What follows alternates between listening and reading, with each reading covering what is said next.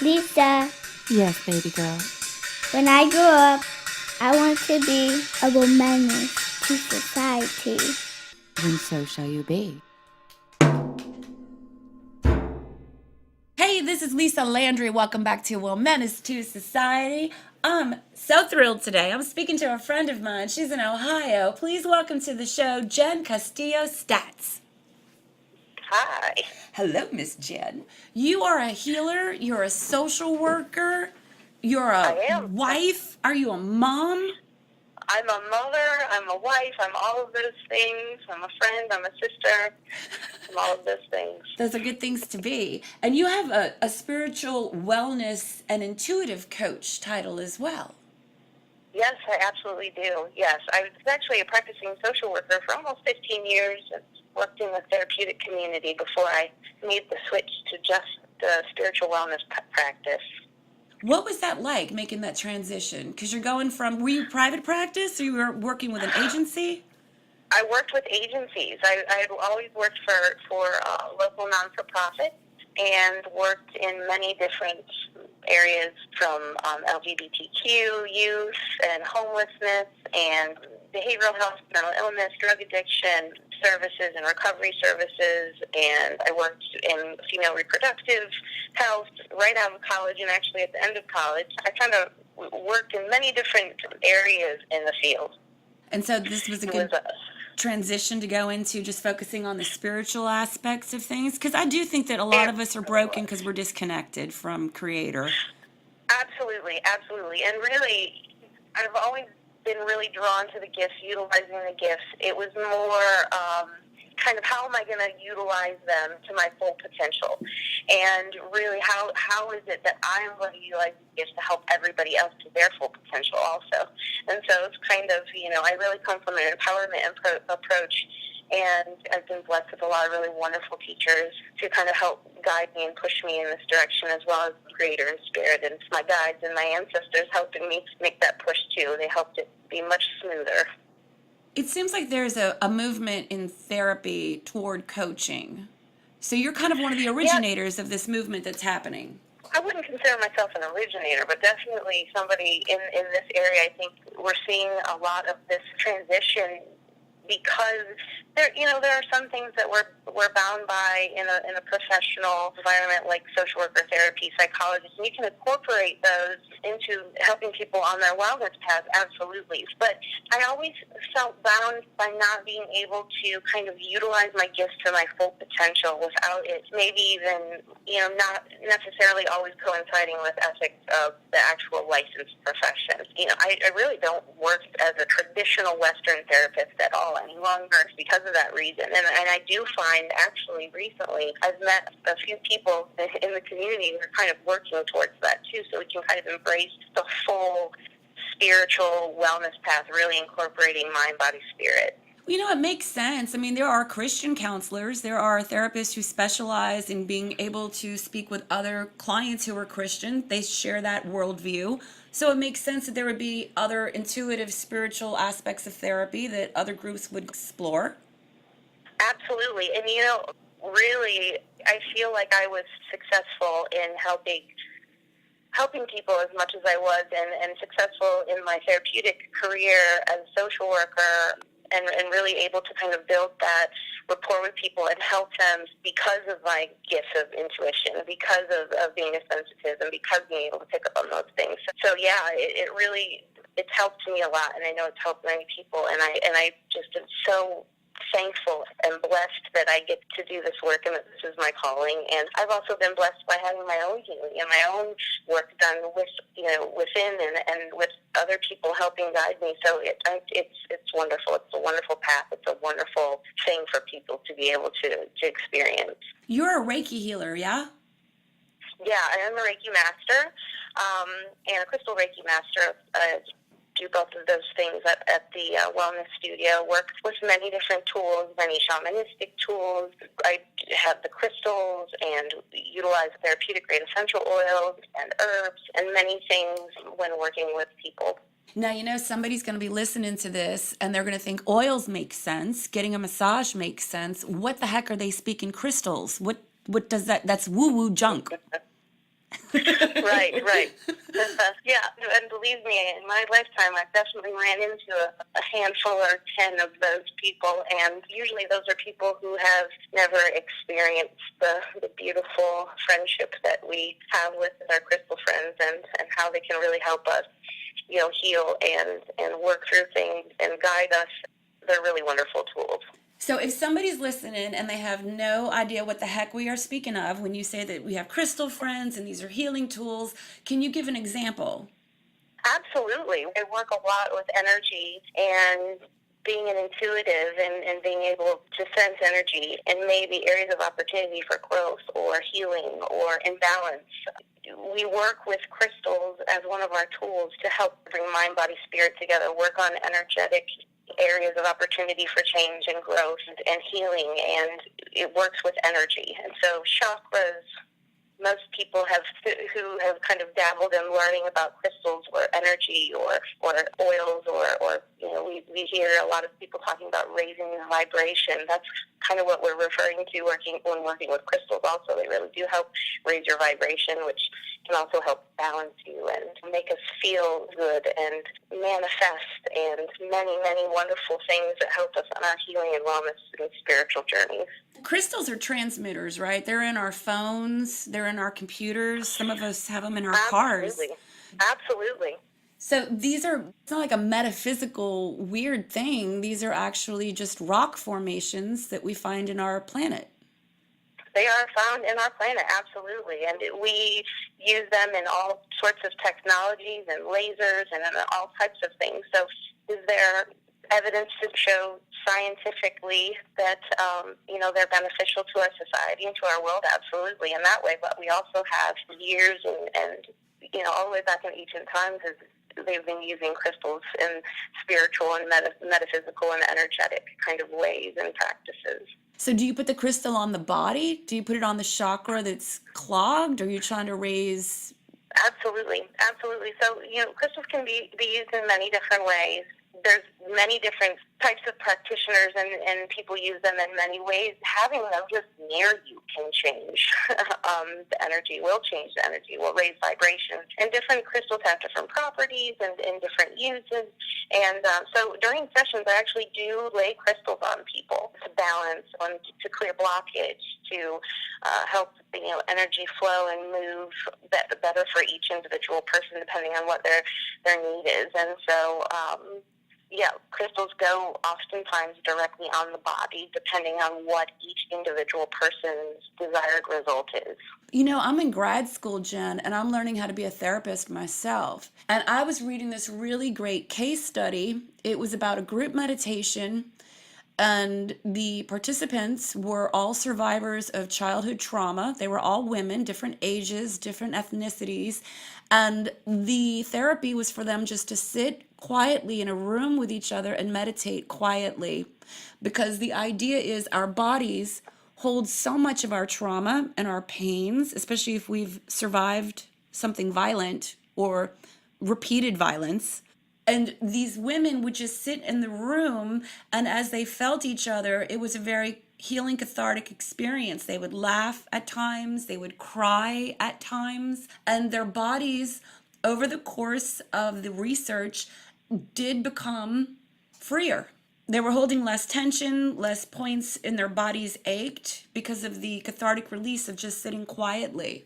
We're storing a lot of stuff in our bodies, basically. So absolutely. If someone came to you and they had a session with you or a couple of sessions and you did this energy work to release the traumas stored in their bodies, I would think that'd be beneficial.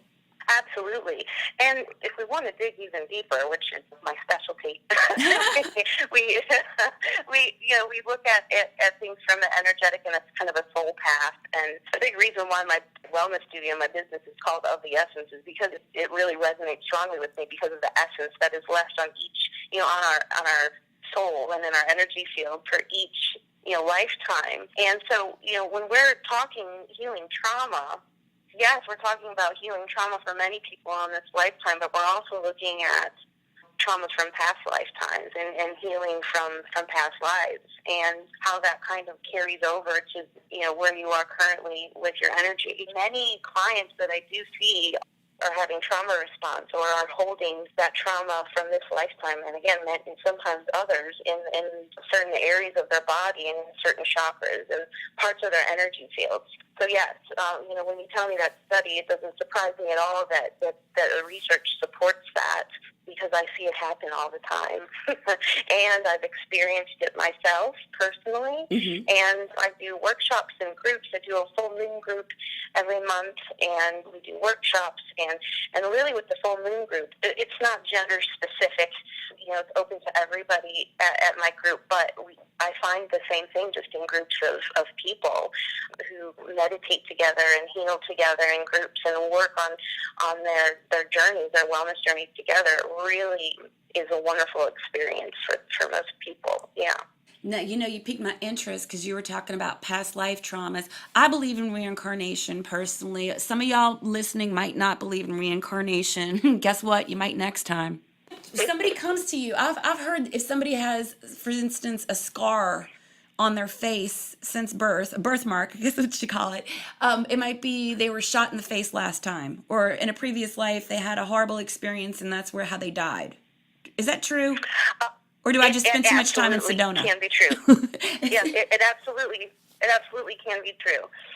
And again, it doesn't just come from my professional experience. It comes from personal experience, from having to personally heal from trauma from previous lifetimes, and have seen some of those marks that you actually talk about. It's very interesting.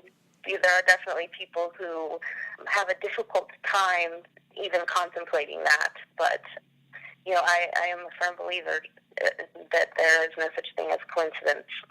Well, can you share one of your personal experiences? Because I don't know that much about past life regression and all that kind of stuff. I do believe in reincarnation. My interpretation of Scripture is that Scripture also supports reincarnation.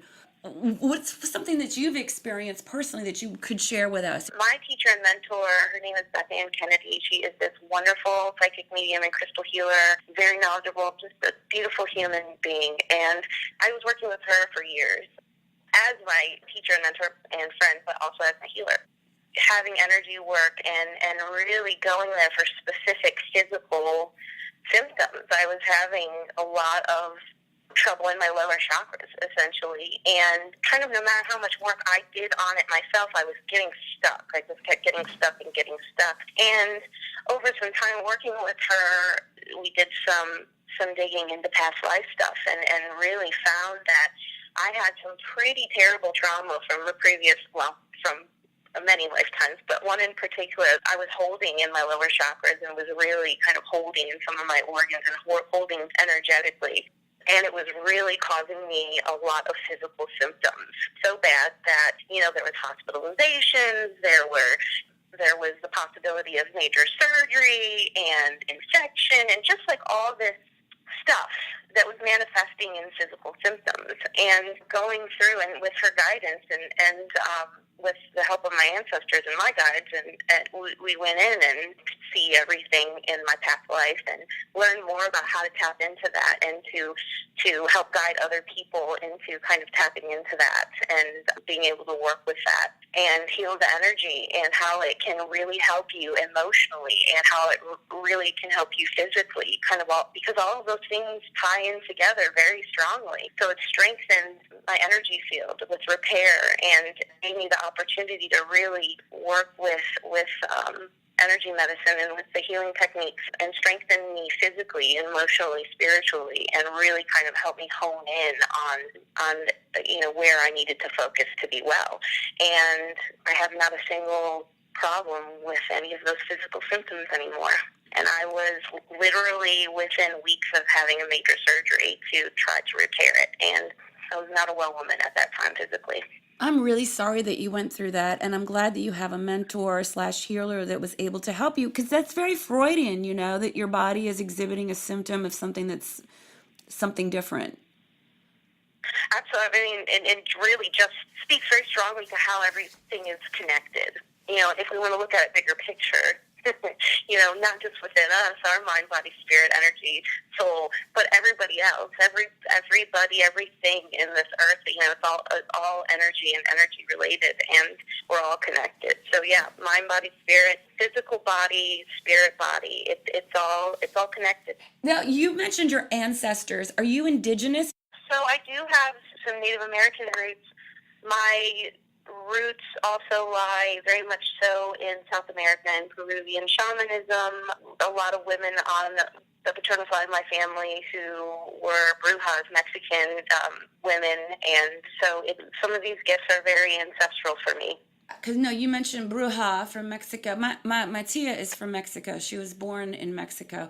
And I remember I cut my finger open really badly. I was a young child. I should have had stitches. But instead, her mother, we called her Mama Grande because she was big and she was older. And she was the grandmother of the family. And abuela. And she took my finger and she put this homemade medicine on it. It was dirt with herbs and oil, and I don't know what the heck this woman put into that medicine, but I didn't need stitches and I don't have a scar. Yeah. Some sort of salve, some sort of herbal salve, probably. Yeah, that's all. It was probably something that she knew from passed down. But these ancient traditions that do get handed down have a lot of value. I know that Absolutely. She's not a metaphysical healer such as yourself, but there are a lot of things that we have lost. And it's connected. Yes, and I'm glad that you are keeping the torch and the fire lit. Thank you. I am a very blessed woman. I am so thankful that I have these gifts to share with people. I've known since if you talk to anybody who's known me since I was a kid, they all know that I've always been really concerned for other people and always wanting to help people, and knew from a very young age that I was a helper, and went to college to be a helper, and I devoted my life to be a helper, and it's my soul path, so I'm so thankful I get to do it. I'm so thankful that I get to help people on their journeys. What can somebody expect if they come into your shop, say they've never gone into any shop like yours before, and they walk in? What would they find? The Wellness Studio is really a place where, so I do the healing sessions there and intuitive readings there, and then I also have classes and workshops there, and I also host classes and workshops that other people are having. And they come in depending on how they schedule, but typically most people come in and want to kind of have a reading and and when I say a reading, it's an intuitive reading, but also energy, and kind of seeing, areas of opportunity, again, areas of opportunity for growth and change, and what their desired goals are, and what are some of the things that we can do to help them. And each individual person has their own needs, so we kind of develop it that way. But I really come from an empowerment and teaching approach. I think it's very important for us to all know that we have the power within us to heal ourselves and to help other people, and it's about tapping into that. And so that is something that is important to me for them, and the idea is to get them to the point where they feel empowered to do these things and to do this work on their own, have the resources, the tools, the knowledge. We have sessions. I talk people through things, explain things, so it's not so kind of a foreign idea or thing, because there's also a lot of feelings that are involved. Sometimes emotional feelings, definitely physical feelings, and sometimes these are sensations that people have never felt before. When you're feeling the Reiki energy, when you're feeling the crystal energy, and then most people come back multiple times over an extended period of time, depending on what their needs are. Why they learn until they feel ready to kind of venture out on their own, and then always can come back for classes and to learn more about therapeutic great essential oils and aromatherapy and crystals and all of those things. So yeah, and I think it's also important to recognize that there's an importance to all types of medicine, in my opinion. There's definitely a time and a place. I am very much so of the approach of a more holistic and natural approaches to whatever you can. But I also recognize that there is a time and a place for more westernized kind of concepts and more of an integrative approach. I think that we can all learn from each other and work together for everybody's greater good and highest purpose, and people should seek out professional interventions, medically and psychologically, the appropriate people if they feel like that's what they need to do, or if they know if that's what they need to do. It's really a collaborative approach from many different aspects, the medical, the metaphysical, the spiritual, the holistic, kind of all of those. I come from the thought that all of those things should very much so work together. Yeah, it's good when you get some synergy. Absolutely. Absolutely. What would you like to share with my listeners before you and I end this wonderful call? I'm so very glad that you are my guest today. Thank you so much, Jenn Castillo Staats. And what would you like to share with our listeners? Well, thank you for having me. I really am honored to be able to speak to you and everybody. And really, I would just like to tell everybody that you all have the power within you to heal, and that there are many of us out here who want to help you to do that. And, if you've never explored any of this energy, medicine, intuitive coaching or healing or spiritual wellness, if you've never considered it before, I would really encourage you to approach it with an open mind. If you have experienced it before and maybe weren't successful with it, I want you to say, don't give up, because there's hope and it's there. It's at your fingertips, and I wish you all the love and light and blessings, and thanks for having me. Thanks for being here, Jenn, of theessenceof.com. And if you're in Cincinnati, you can stop by and see her in person. And if you can't get to Cincinnati, you can see her online, of theessenceof.com. Thank you, Jenn. Thank you so much. Thank you so much, Jenn. If you want to check out Jenn's shop, please do so online. If you want to join me, I'm at lisalandry.com. You can subscribe to my YouTube channel. You'll know when each new podcast drops. Every woman is Wednesday. Shout out, Ari. I love you. You're my little rose quartz crystal.